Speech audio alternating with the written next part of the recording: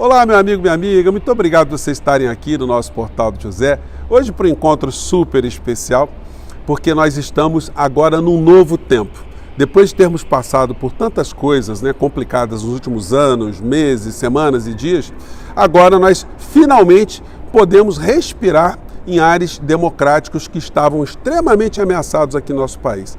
Tudo aquilo que nós vivenciamos nesse tempo que eu comentei aqui com vocês, serviu para a gente como um grande alerta, que pessoas comuns, pessoas como eu e você, devemos nos engajar nas questões dos debates nacionais, nas questões políticas, porque nós tivemos aqui uma ameaça muito grande, que felizmente foi arremessada, em sua grande maioria, para o lixo da história, mas ainda existem remanescentes nas redes que vão funcionar aqui no nosso país ainda, como elementos extremamente perturbadores. Então, se nós tivermos aqui um engajamento para combater essa gente, para que nós não aprofundássemos uma ruptura aqui no nosso país, uma desigualdade aqui no nosso país, agora nós vamos ter um trabalho muito interessante aqui de fazer com que algumas situações sejam implementadas para a gente ter um país melhor, ter uma vida melhor. Bom, vou conversar com vocês sobre o que está acontecendo nesses primeiros movimentos, mas antes de mais nada, quero convidar você que está chegando agora no nosso portal a se inscrever. Você que é muito bem-vindo.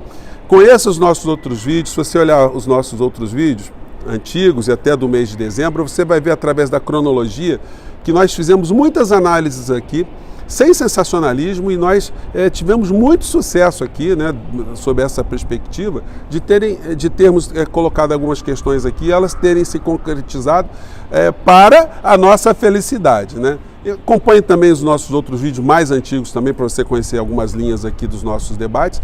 Enfim, se inscreva. Se gostar, dê seu joinha, compartilhe, dê o seu comentário também. E se puder, se inscreva no nosso clube de membros, que está crescendo a cada dia. Eu quero agradecer a todos vocês que estão prestigiando também o nosso clube de membros, tá bom? Então, vamos seguir em frente. Gente, eu estou aqui num ambiente aberto, porque depois dessas batalhas todas, agora eu tirei uns 10 dias para visitar amigos, parentes, dar uma circulada. Então, eventualmente vai ter um barulho aqui, outro acolá, mas vamos seguir o nosso barquinho aqui. Lula critica a desigualdade 19 vezes em seu discurso de posse no Planalto. Gente, isso é muito importante, porque quando a questão social ela vem para o centro das discussões, ela vai fazer com que o Lula ele tente fazer de fato com que alguns grupos que concentrem muito poder no nosso país, e muito poder econômico sobretudo, que eles deem a sua parte para a gente resolver algumas questões do nosso país. Algumas situações não serão modificadas sem se tocar na questão da economia, a questão do orçamento, a questão do dinheiro.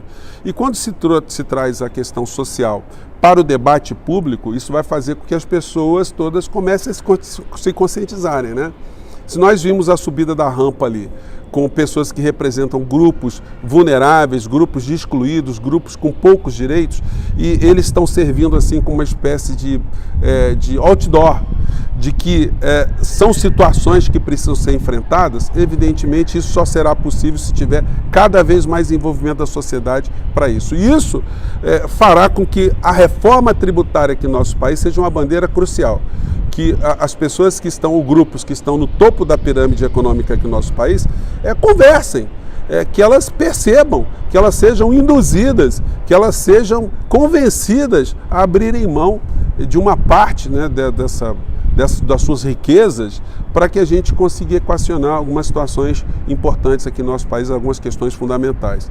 O Brasil não vai sair da situação que está se não investir maciçamente em educação, tem que fazer uma cruzada a favor da educação, e isso vai ser uma coisa que vai percorrer durante muitos anos, mas isso tem que começar a ser enfrentado a partir de agora. Não existe nenhuma nação do mundo que tenha alcançado um nível de IDH maior sem ter tido um investimento pesado em educação.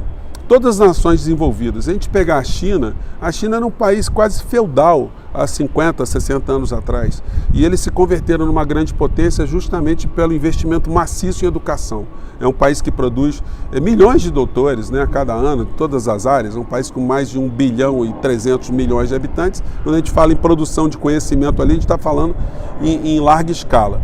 E todos os países que desenvolveram a sua educação conseguiram também a emancipação do seu povo. E o Brasil não será diferente. Mas para isso terá que se fazer algum enfrentamento. Então, esses discursos do Lula, eles servem como o primeiro ponto, né, para que a gente comece a enxergar e comece a operar nesse sentido.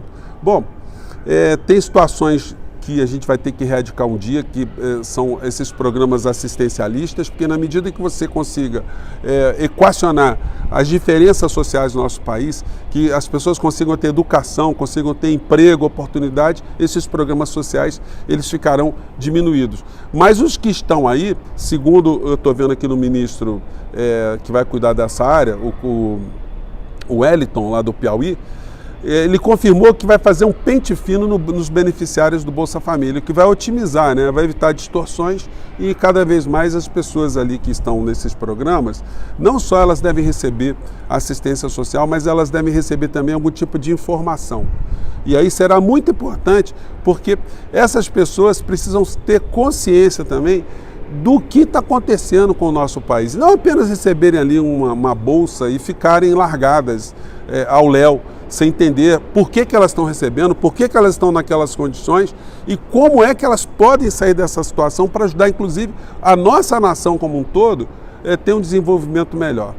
Bom, então são questões aí que o governo vai ter que enfrentar, mas temos oposições que estão sendo organizadas ainda, desses remanescentes que ficaram absolutamente órfãos depois de terem acreditado tanto que seria possível uma ruptura aqui no nosso país.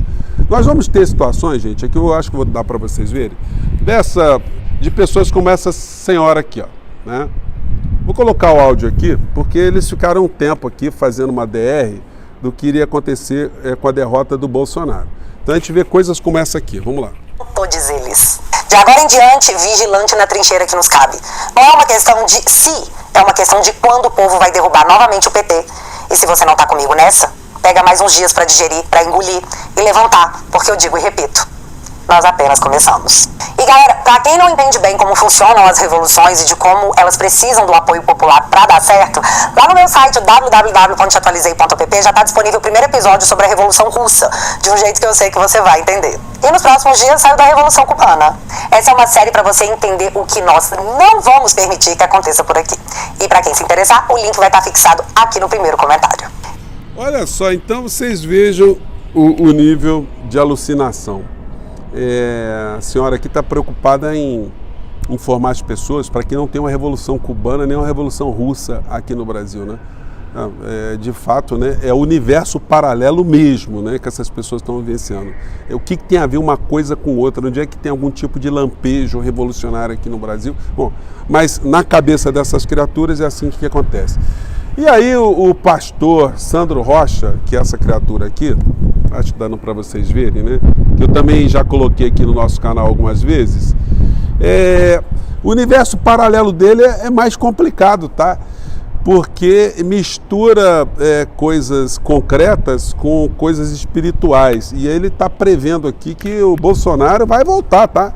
Na cabeça dele, o avião presidencial que levou o Bolsonaro, aliás, os dois aviões, né, o precursor e o outro, eles estão lá com o Bolsonaro. Parece que ele pensa que o avião é do Bolsonaro e que o avião vai voltar para buscar o Bolsonaro, vai trazer o Bolsonaro de volta. Acompanhe aqui um momento de insanidade máxima, gente. Deixa eu ver aqui, vou colocar aqui. Vamos lá. Atenção, abortistas, você que quer abortar o sonho do povo brasileiro. Atenção, mentirosos, escutem o que eu vou falar, porque eles estão aqui no meio. Petista, escute isso. O Senhor falou para mim essa madrugada e mandou dizer para vocês. Escutem bem o que eu estou falando. O mesmo avião que levou o presidente... Gente, é impressionante o que esses caras dizem que falam com Deus, né? Deus deve ter... É um negócio impressionante, porque todos esses caras dizem que ouviram Deus, escutam Deus, Deus olhou para ele, disse para ele alguma coisa, né? Infelizmente, muitas pessoas são conduzidas nas suas práticas diárias por esse tipo de picaretagem. Vamos lá, acompanhar. Bolsonaro para os Estados Unidos o trará novamente em poucos dias. Eu vou mostrar para você essa cena aqui, porque ele tem um bonequinho, ele tem uma espécie de pelicano meio estranho, né? Aí ele, toda vez que quer falar alguma coisa, ele pega, ele como se fosse o Louro José da Ana Maria Braga. Ele tem um pelicano aqui estranhíssimo ali, com um bico, né? Muito estranho.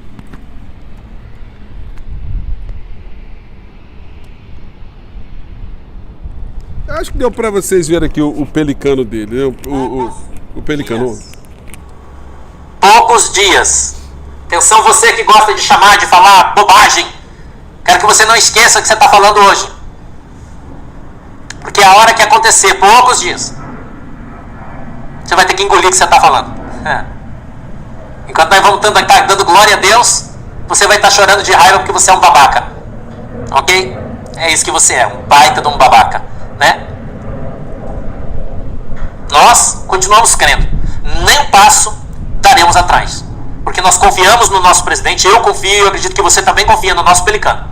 Confiamos no nosso presidente. Eu continuo confiando nas nossas Forças Armadas, sim. E creio que no momento oportuno, irmãos, Deus nos dará o livramento. Amém? Eu vou fazer uma oração, se você me permitir, né? Se você me permitir, estamos aí com 123 mil pessoas na nossa live, se você me permitir. Gente, é gente pra caramba, né? E que assiste esse tipo de espaço, o que é uma coisa preocupante, né? Ele diz aqui em dado momento que o Bolsonaro vai voltar no avião presidencial. Da onde é que essa fantasia vem, que é um negócio absolutamente assustador.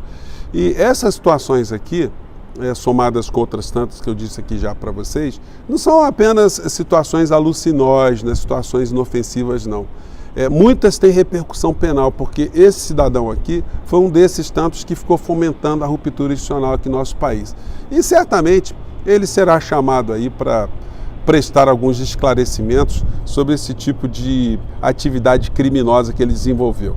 Os acampamentos bolsonaristas estão se desmilinguindo, mas existem infelizmente algumas pessoas remanescentes que ainda estão grudadas ali na frente de quartéis, né? A gente já não sabe mais se isso vai ser um trabalho psiquiátrico que elas terão que sofrer ou simplesmente se elas serão convidadas daqui a pouco a comparecerem à delegacia de polícia, serem presas, porque já passou da hora delas tomarem algum tipo de juízo, né? Gente, eu fico por aqui. Eu não podia deixar de estar aqui com vocês em mais um encontro nosso aqui no nosso portal e amanhã a gente volta para mais um papo aqui, tá bom? Um grande abraço, tchau!